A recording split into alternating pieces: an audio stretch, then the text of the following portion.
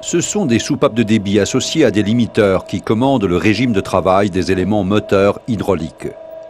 Cette combinaison agit sur le débit qui est le principal critère du régime de travail.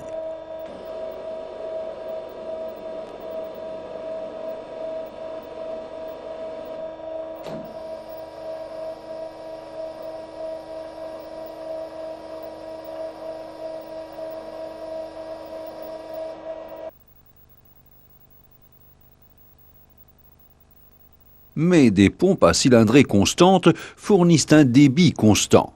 Ce qui signifie, si on se contente de diminuer la section, on ne fait qu'augmenter la vitesse du débit, ce qui augmentera fâcheusement la pression au niveau des étranglements. Mais le débit en tant que tel reste inchangé.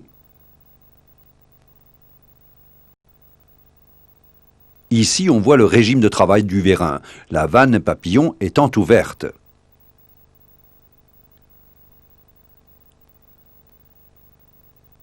Si le papillon renforce la résistance, la pression en amont augmente.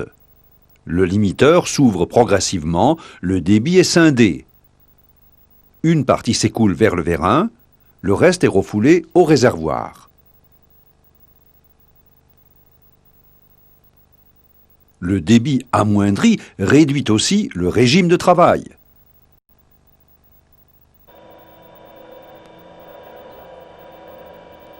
Voici encore un autre effet de la vanne papillon. Plus la charge augmente, plus l'avance est lente.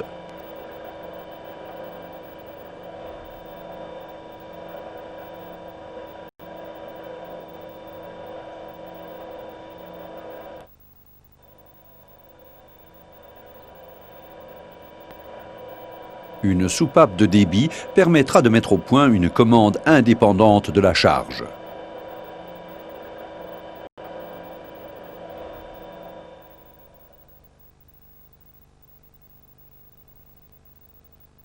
Cette soupape se compose d'une vanne d'ajustage et d'une vanne de réglage. Avec la vanne, on ajuste le débit et par conséquent le régime de piston souhaité. La charge augmentant côté sortie, la pression y monte aussi et agit par le biais d'un ressort sur la vanne de réglage qui s'ouvre afin de compenser la résistance accrue. Ainsi, la montée de la pression initiale n'a aucun effet sur le régulateur de pression.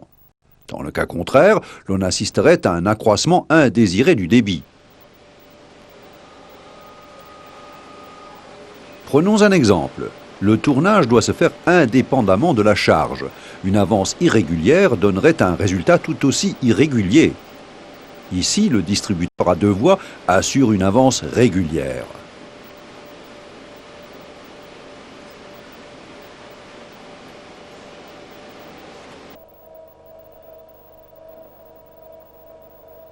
Pour réduire le débit, il existe deux méthodes. Ici, le réglage au niveau de l'arrivée. Si on réduit le débit au niveau de la conduite d'arrivée responsable de la course du piston, l'huile chauffera, ce qui risque de nuire à la précision de course du piston.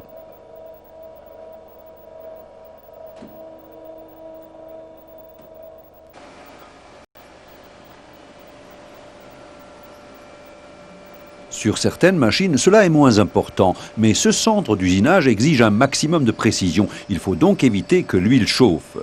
Dans ce cas, on optera plutôt pour une réduction au niveau de l'écoulement. On réduit le débit d'écoulement dans le réservoir. Une éventuelle chauffe de l'huile y est sans importance. En même temps, le piston est sous tension hydraulique. Mais ne perdons pas de vue que le rapport des deux surfaces de piston se traduit par une multiplication de la pression, à laquelle le système devra être homologué.